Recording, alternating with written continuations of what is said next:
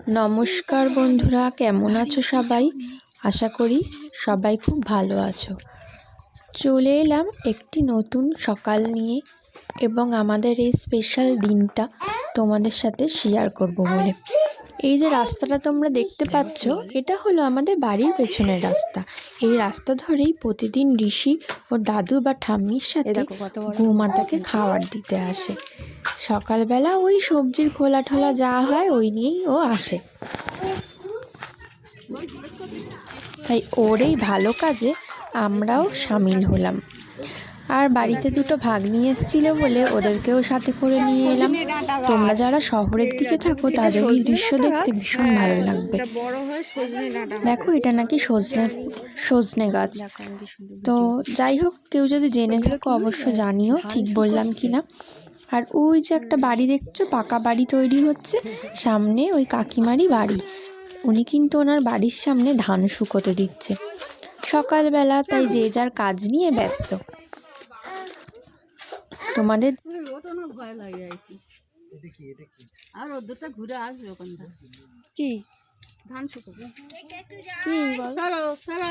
আর এবার দেখো, এই হলো সেই গোয়াল ঘর, যেখানে দুটো গরু আছে, একটা বাছুর এবং একটা গরু। এটাও একটি কাকিমাদের। কাকিমা কিন্তু প্রতিদিন আমাদের বাড়ি থেকে সকালবেলা ফ্যান নিয়ে যায়, সবজির খোলা নিয়ে যায় গরুকে খাওয়ানোর জন্য। প্রত্যেক বাড়ি থেকে উনি এগুলো কালেক্ট করে ওদের জন্য। তো দেখো, এই যে এই একটা বাছুর আর ওদিকে একটা গরু দেখতে পাবে। আর গোয়াল ঘরটা দেখেছো উনি কি সুন্দর করে পরিষ্কার করে রাখে, কোনো দুর্গন্ধ নেই। গোয়াল ঘরে কিন্তু কোনো দুর্গন্ধ নেই। আবার খাবার দিয়ে স্নান করা। আমরা কফি পাতা নিয়ে এসেছিলাম গরুকে দেওয়ার জন্য। মুছে দাও মাম্মা।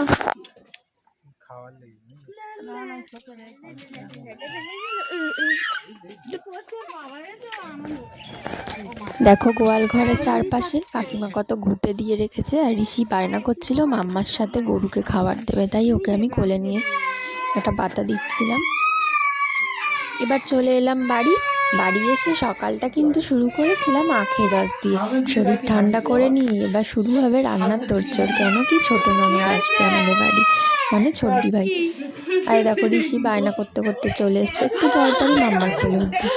এই দেখো, বলতে বলতেই চলে এসছে। সবাই এত সাজুগুজু করে এসছে, একটু দেখাবে না? দিদি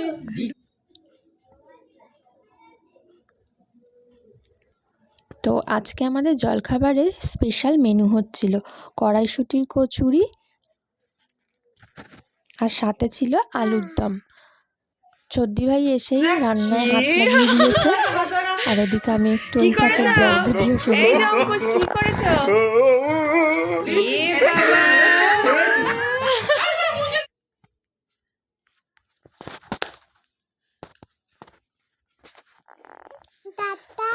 আমরা যেখানে হাম্বা দেখতে গেছিলাম ঋষির, সেখানে কিন্তু কতগুলো মুরগি আর মোরগও উনি চাষ করেন, সেগুলো বিক্রি করে। তো ওখান থেকেই একটা মোরগ আমার বর কিনেছিল, সেটা আমি ক্লিন করে নিচ্ছিলাম। এত স্পেশাল মেনুর কারণ হচ্ছিল দিনটা ছিল আমাদের অ্যানিভার্সারির দিন, তাই বাড়িতেই একটু কজন মিলে এসব স্পেশাল রান্না করে খাওয়া দাওয়া করে নিয়েছি। এখন মাংসটা কষিয়ে ফেলেছি, তারপরে বিকেলবেলা আমরা বেরিয়ে পড়েছি হচ্ছে পৈলান মন্দিরের উদ্দেশ্যে। সবাইকে বলছিলাম একটু ক্যামেরার দিকে হাই করে দাও। ঋষি কিন্তু বললেই হাত মেরে হাই করে দেয়। আর এই দেখো, চারদিকটা তোমাদের দেখাচ্ছিলাম। পৈলান মন্দির পৌঁছাতে আমাদের বাড়ি থেকে 3টে অটো আর একটা বাস পাল্টে যেতে হয়েছে।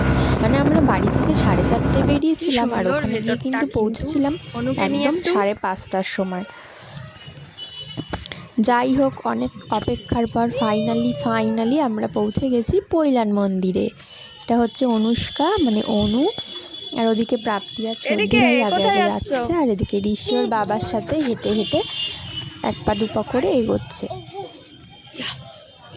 তোমরা যারা পৈলান মন্দির যাবে বলে ঠিক করে রেখেছো, তাদের জন্য একটা আপডেট দেওয়ার আছে। সেটা হলো মন্দির কিন্তু এখন রাত 8টা অবধি খোলা থাকে। ওপেনিং টাইমটা আমি ঠিক বলতে পারবো না, তবে ক্লোজ টাইমটা আমরা দেখেছি সেখানে গিয়ে, কেন কি আমরা টেনশন করছিলাম মন্দির না 6টায় বন্ধ করে দেয়। আরও একটা ভালো খবর হচ্ছে, আগে যেমন ওখানে ঢুকতেই একদম ফোন ব্যাগের মধ্যে রেখে দাও, অনেক কিছু, দেখো এখানে বোর্ডে টাইমিং লেখা আছে, তোমরা ভিডিও পজ করে দেখে নিও। আর হ্যাঁ, যেটা বলছিলাম, আরও একটা ভালো জিনিস হচ্ছে, আগে যেমন ফোন ব্যাগের মধ্যেই রেখে দিতে বলতো, এখন কিন্তু আর সেসব নেই। একদম মেন মন্দিরের ভেতরে ফোন অ্যালাউ নেই, তবে বাইরে তোমরা ভিডিও ফটোশ্যুট করতেই পারো।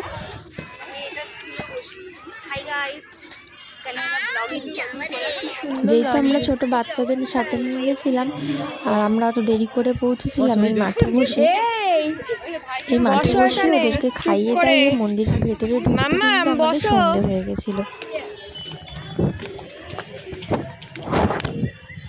আর মন্দিরের গায়েই একটা পার্ক করেছে বাচ্চাদের জন্য। দেখেছো, সন্ধে হয়ে গেছে, এবার আমরা মন্দিরের দিকে এগোচ্ছিলাম। মন্দিরের ওই বাইরেটায় তোমরা ফটো ভিডিও যে যা পারো তুলতেই পারো, কিন্তু একদম মেন মন্দিরের মধ্যে কিন্তু অ্যালাউ করবে না। আর জুতো রাখারও সুব্যবস্থা রয়েছে সেখানে, আর সব কিছু কিন্তু টোটালি ফ্রি অফ কস্ট, শুধু গাড়ি ভাড়াটাই তোমাদের যা লাগবে আর খাওয়া খরচাটা। এছাড়া মন্দির ঘুরতে বা ওয়াশরুম ইউজ করলেও কিন্তু কোনো পয়সা কড়ির ব্যাপার নেই, আর ভীষণ নিট অ্যান্ড ক্লিন ওখানে। আমিও চলে আসলাম। তো আমাদের সঙ্গে থাকো আর দেখতে থাকো পুরো ভিডিওটা। পাদুকা দারুণ সুন্দর, এখানে পয়সা দিচ্ছে। এখানে দেখতে পাচ্ছ ঠাকুরের চরণ রাখা রয়েছে, এটা কিন্তু ফোয়ারা জল পড়া সিস্টেম, এটা বন্ধ ছিল, তাহলে ওই জলে পা দুটো ধুয়ে যায় ঠাকুরের। এখানেই যা ফটো তোলা তুলতে হবে। চলো এই নিয়ে আমরা সেকেন্ড টাইম এলাম।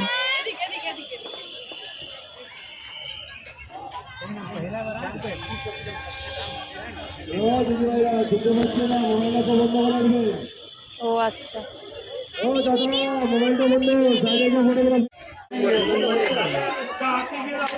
তোমাদের খুলে নাও যদি আমার বলে রাখার জায়গা। এই যে এটা হলো কাউন্টার, যদিও হাটে উপরে ভালো লাগবে, ব্যাগে টোকেন দেবে আর ব্যাগে নাম্বারিং করা থাকে, এরকম চটের ব্যাগ রাখা থাকে, এখান থেকে নিয়ে নিতে হবে আর নিজেদের জুতোগুলো এর মধ্যে ভরে জমা দিয়ে যেতে হবে। খুব ভালো ব্যবস্থা, অবশ্যই তোমরা যাও, কোনো অসুবিধাই হবে না। চলো, আমরা জুতো রাখা হয়ে গেছে, ব্যাগটা এখানে জমা নিয়ে টোকেন নেবে।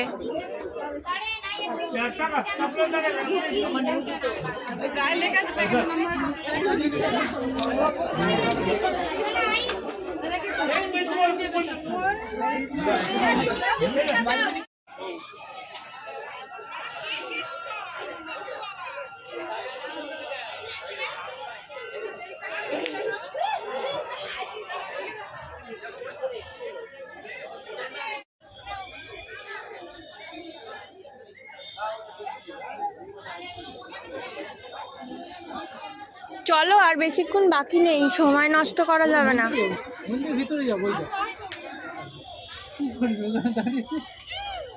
এই চলো, জোর করে নাও, বসে থাকলে হবে না, সময় নষ্ট করা যাবে না, বাড়ি যেতে হবে তো।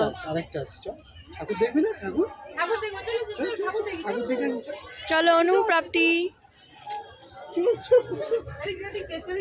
এদিকে এখানটায়।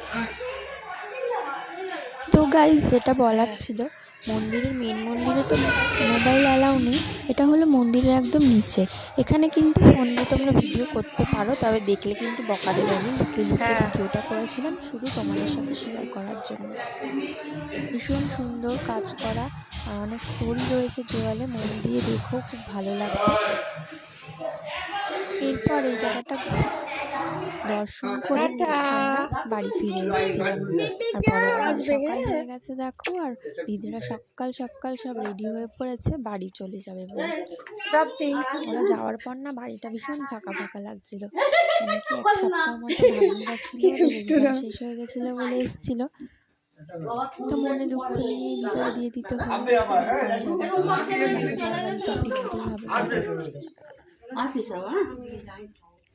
চর্দি ভাই চলে যাওয়ার পর আবার বর্দি ভাইরা এসেছিল, সেসব ভিডিও আর করা হয়নি, সময় হয়ে ওঠে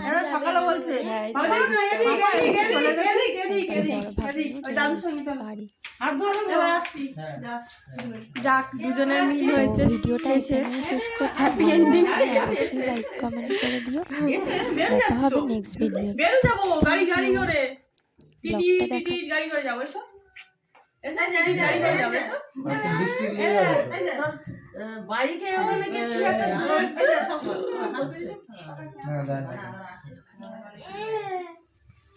টাটা।